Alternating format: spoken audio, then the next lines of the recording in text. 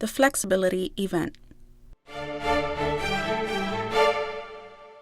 You will stand with your back to the wall and your feet shoulder width apart.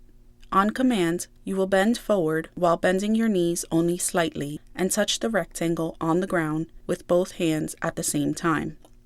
Then you will straighten up and twist and touch the rectangle on the wall with both hands. This is one cycle. The next cycle is the same, except that in touching the rectangle on the wall, you will twist in the opposite direction. You will continue to alternate the side to which you twist on each successive cycle. You must perform a certain number of repetitions in the allotted time in order to pass this event. This is a pass-fail event. If you pass this event, you will continue with the sequenced and scored events. If you do not pass this event, you will fail the examination and will not be permitted to continue. Note: both hands must touch the floor at the same time. Both hands must touch the wall at the same time. You must touch inside the marked rectangles. Your knees cannot bend beyond your toes. Important. After the flexibility event, the sequenced and scored events will follow. There are no breaks or rest periods provided during the sequenced and scored events. Candidates must keep producing effort. Rest is defined as producing no effort in trying to finish an event, where the muscles are relaxed. Candidates who rest during the sequenced events for 10 seconds will be issued the following warning statement. You must continue on with the event or you will be disqualified from further testing. If candidates do not continue on, they will be disqualified from the event and the entire examination and will be escorted to the exit table. All events must be performed safely and as designated. Donning the harness with SCBA. This is not an event. Those candidates who pass the flexibility event will go on to the sequenced and scored events. Before beginning these events, each candidate will be fitted with a harness including an SCBA tank weighing 25.5 pounds. This equipment will be worn throughout the remainder of the exam. Please cooperate fully with the person who is assisting you with the harness. Make sure that it fits correctly and as comfortably as possible. You will not be permitted to stop during the exam to adjust the equipment. The victim rescue event.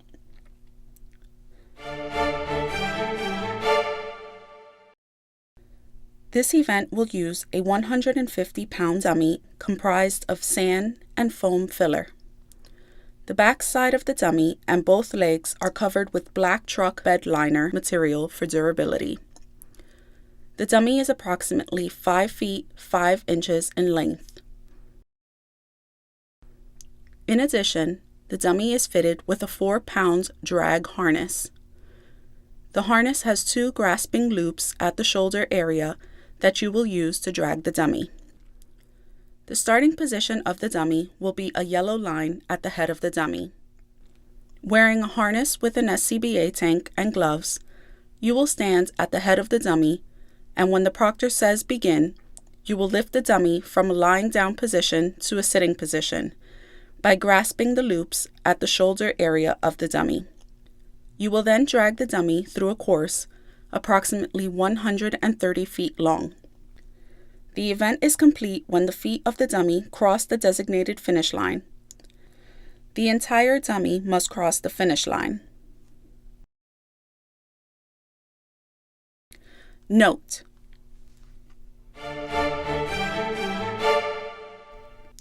to lift correctly, stoop with your legs slightly wider than the dummy shoulders.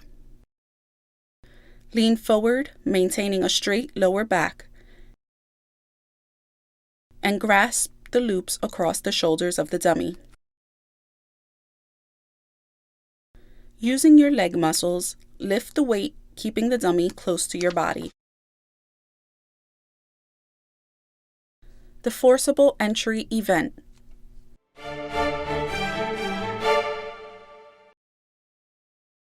This event will be a simulation of forcible entry performed by using a Kaiser force machine. Wearing a harness with an SCBA tank and gloves, you will straddle the track with 1 foot on the left and 1 foot on the right.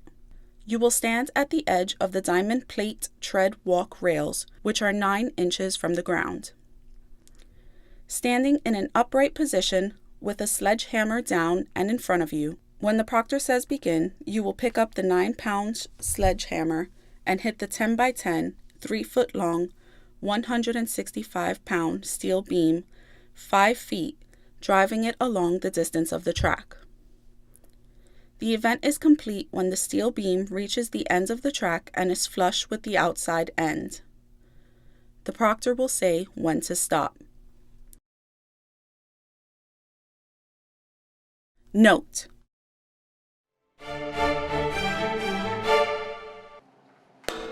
you must move the steel beam by driving it. You must not push the steel beam along the track. For the optimum force to be generated and the optimum striking angle to be achieved, it is recommended that you stand directly over the point of impact as opposed to in front of or behind it.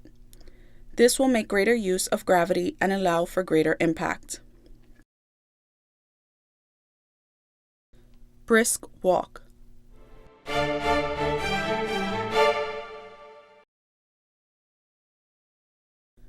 Immediately following the forcible entry event, you will walk briskly to the fire tower for both the stair climb and the hose hoisting events.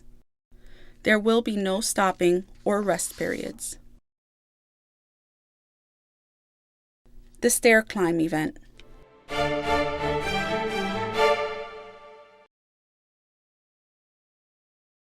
Wearing a harness with an SCBA tank and gloves, you will arrange the straps on the high-rise pack, approximately 50 pounds, so you are comfortable. You may twist the straps together or leave them loose. You will pick up the high-rise pack from the floor, put it on your preferred shoulder, and move to the yellow line on the floor. When the proctor says begin, you will climb 5 flights of stairs until you see the painted 5 on the door in front of you, surrounded by a yellow square. You will place your hand on the 5, turn around, and go back down the stairs. You will place, not throw, the high-rise pack back on the floor in the same place where you picked it up. The event is complete when the high-rise pack is placed back in the original position. Note: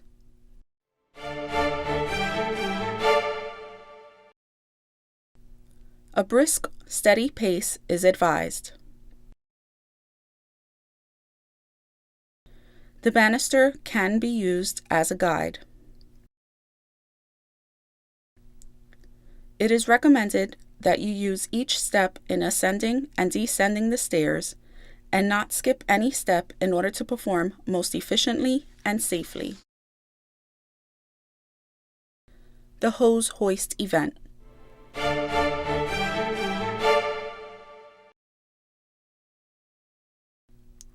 In this event, you will hoist a 45 3/4 pound rolled hose from the ground to the 5th floor window by pulling a 5/8 inch kern mantle rope over a hose roller. Wearing a harness with an SCBA tank and gloves, you will stand behind the yellow line on the floor. When the proctor says begin, you will climb 5 flights of stairs to the 5th floor. When you reach the 5th floor, you will enter the room on the left and go to the window. You will grasp the rope with both hands, and using a hand-over-hand motion, you will pull the rope to raise the hose up to the 5th floor window. You will continue to pull the rope until your hand touches the tape placed on the rope. This tells you that you have hoisted the hose to the 5th floor. You will hold the rope steady until the proctor takes the rope from your hands. You will then go back down to the 1st floor where this event began. The event is complete when you cross the yellow line on the 1st floor. Note: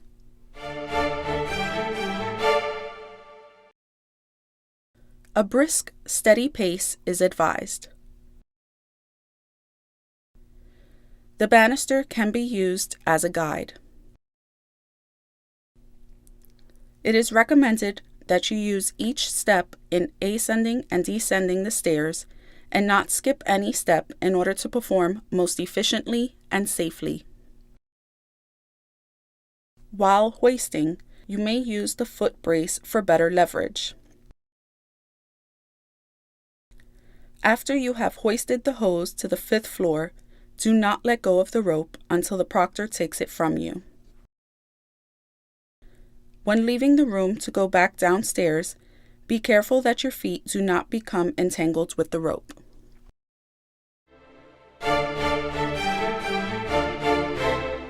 As a review, the next portion of the video will again show all the events of the exam in the same order without interruption. First, you will perform the flexibility event, touching the square on the floor and on the wall behind you. If you complete the minimum number of repetitions required in the allotted time, you will pass and be permitted to continue the exam. Next, you will put on your work gloves and be fitted with a harness and SCBA tank, which you will wear throughout the remainder of the sequenced and scored events. Then you will complete the victim rescue event. You will lift the dummy from a lying down position to a seated position by grasping the loops at the shoulder, then drag the dummy through the 130-foot long course and across the finish line. Next is the forcible entry event. Straddling the apparatus track, you will use a 9-pound sledgehammer to drive the steel beam along the entire distance of the track. Immediately upon completing the forcible entry event, you will walk briskly to the fire tower. There, you will pick up the 50-pound high-rise pack and carry it on your shoulder as you climb 5 flights of stairs. Place your hand on the door, go back down the stairs, and return the high-rise pack to its original position. Finally, you will ascend the 5 flights of stairs again, enter a room, and use a hand-over-hand motion to hoist a 45 3/4 pound rolled hose. When you reach the tape, you will wait for the rope to be taken from you. Then you will go back down the stairs and cross the yellow finish line, thus completing the physical ability examination.